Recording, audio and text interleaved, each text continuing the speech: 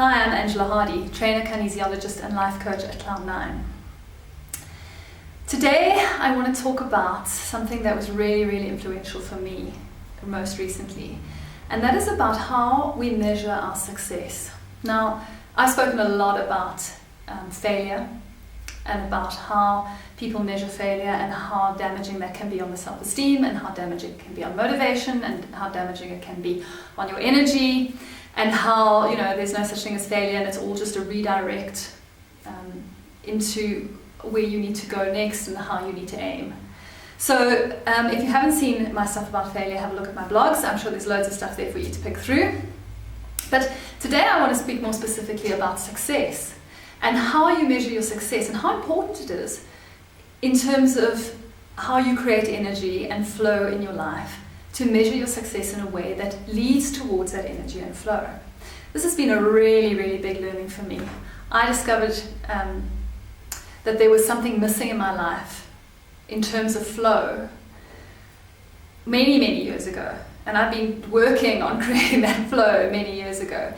And I don't know if you've ever experienced this, but for me, in part of my life, it was always easy.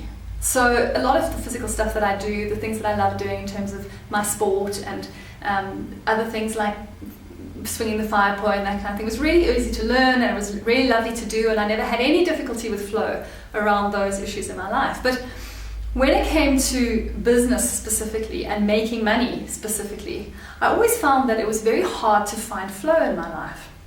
So the first thing I need to tell you really is what I mean about this flow issue. What I'm talking about with flow is that sense of ease of doing something.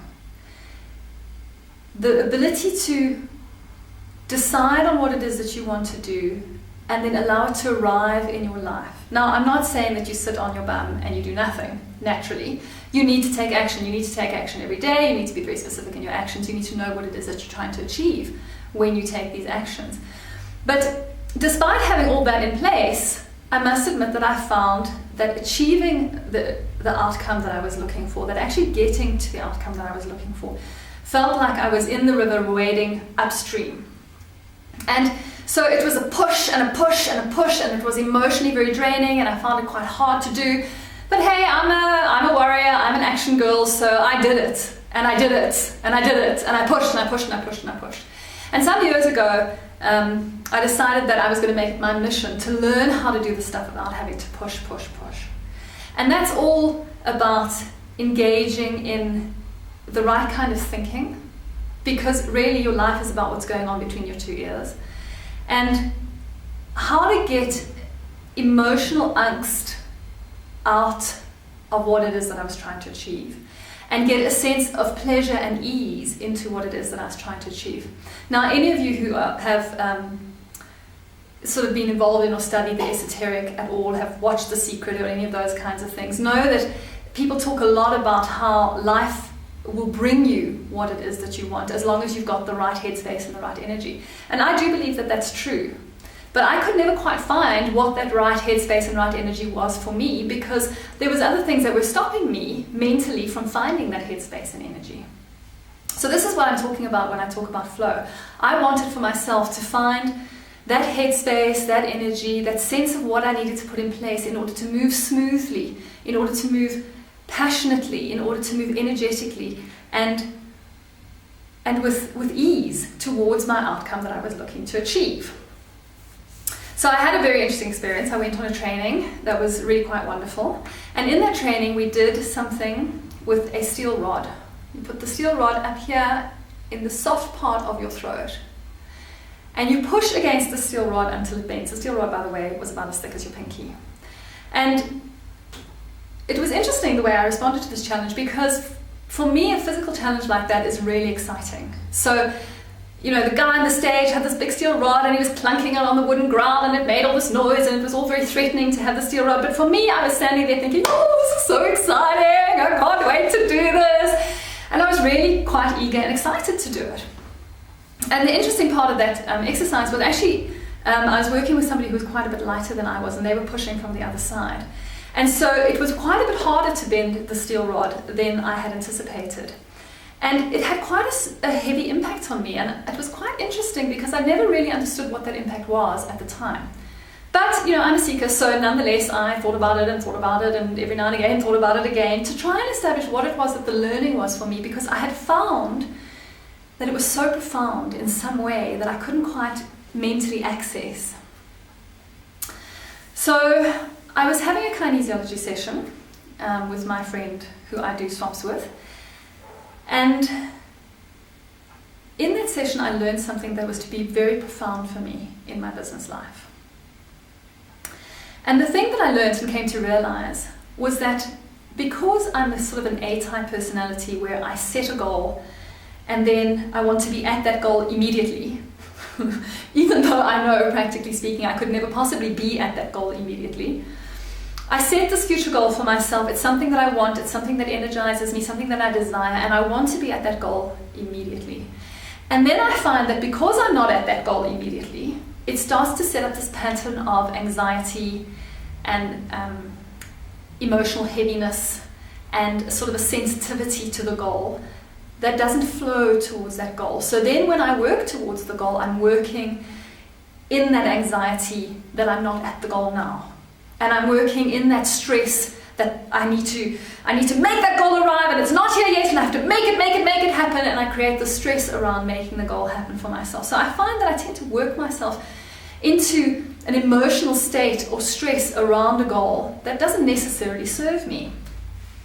Nonetheless, I push through, and I wade up this heavy downward flow of stream, and eventually I get to my goal, and by the time I'm there, it's great, it's always wonderful to reach a goal, but because it's been such hard work and such a push and such an emotional weight, it's not always a pleasure to have gotten to the end of that goal. And so in this kinesiology session, I finally had this realization, and this may or may not be useful for you, but I hope that it is useful for those of you who suffer from the same angst that I tend to put on myself. And that realization was that actually the purpose of my life is to be present in my life. Because although I've heard this a million times before, and I'm sure that you have also, the only moment that I get to live is this moment right now. In this case, this moment right now, speaking to you. So I need to be in the pleasure and in the presence of this moment right now, to be in the pleasure and the presence and the flow of my life. So when I create this goal for the future, and my focus is on this goal for the future, and this goal for the future creates anxiety for me, then what I'm doing is I'm putting myself in this borrowed anxiety of not being at the goal in the place in the future, instead of being in the presence and the pleasure and the ease of the task that I'm doing in this moment to ultimately achieve that goal. And so from this session, I learned a very, very valuable lesson for myself, and that was that I can set the goal and I can leave it alone. And before, I never quite found the switch that allowed me to do that. And in this moment, I found that switch that allowed me to understand that I could set the goal and I would work towards it only by being in the presence and the pleasure of that present moment of the task that I was doing, without worrying about the outcome of the goal, knowing what it was supposed to be, knowing what I was doing to achieve it, but not stressing about the outcome.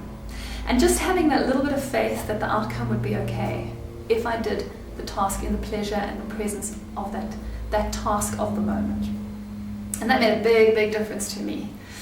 And that was the first part of a really big discovery for me, because then I did this exercise with the steel pole, and it was really hard, and then I had to think, what is it that was so profound about this experience for me? And I was speaking to my NLP teacher, Chris Kennedy, and we were having coffee together, and she said to me, what is it about it? What specifically was it? And I had a little think about it, and I thought that actually the truth is that the physical goal was very challenging to me, but in only a very exciting way, because in my mind I had no doubt whatsoever that I could achieve that goal. And when it comes to the other physical goals of my life, my sport and throwing the fire foil around and all the kind of things that I do for the pure pleasure of doing them, I have no doubt as to my success in the outcome. And it was interesting because she turned to me and said, "Really, you have no doubt?" I said, "No, I'm always successful." And then she looked at me and said, "You're always successful?" And that was a really revelatory moment for me, because what I realized with that is that, of course, I'm not always successful when it comes to physical stuff.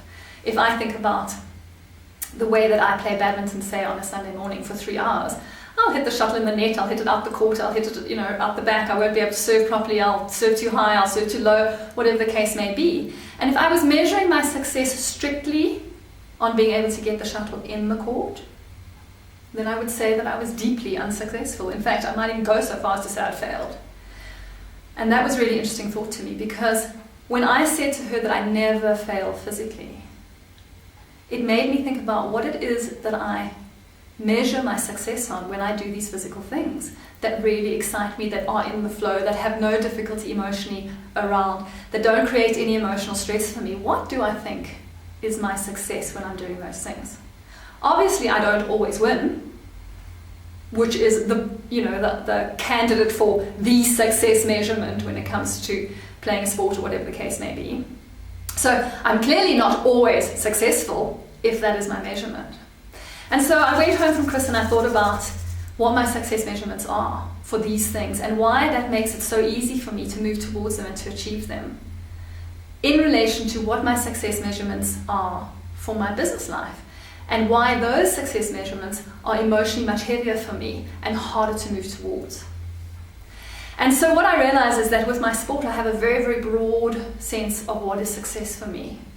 And in that broad sense of what is success is included showing up, is included doing the best I can. I always do the best I can, right? Even if I'm playing with somebody who's much weaker for me, I just redefine what the best I can is. It's the best I can for that particular situation. If that is feeding them a ball so that they can, have a good game, that's the best I can in that situation. So doing the best I can, depending on the situation, that best I can move, but I always do the best I can when I play sport. And so I always feel successful in that regard. And if you've ever played a lot of sport, you'll know that sometimes the best you can is really not good. You'll get on that court and it will be shocking. And the more, wrought up you get about it being shocking, the worse it gets.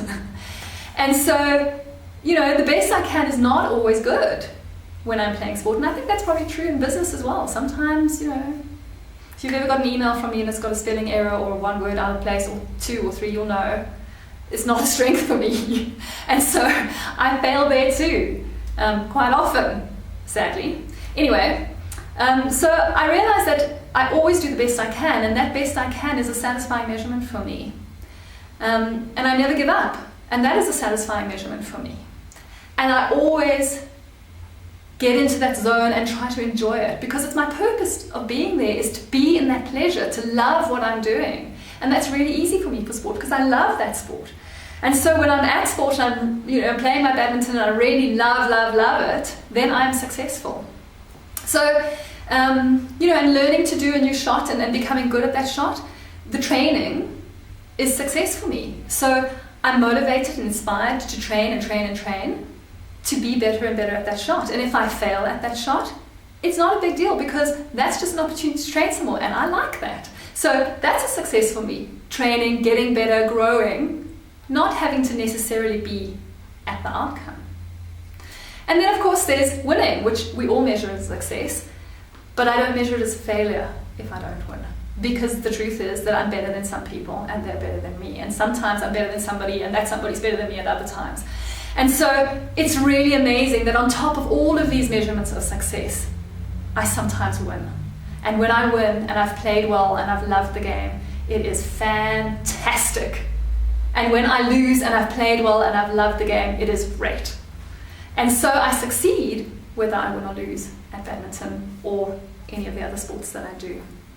And so when I think about applying this range of success measurements and criteria to my business life, it suddenly created a light bulb moment for me.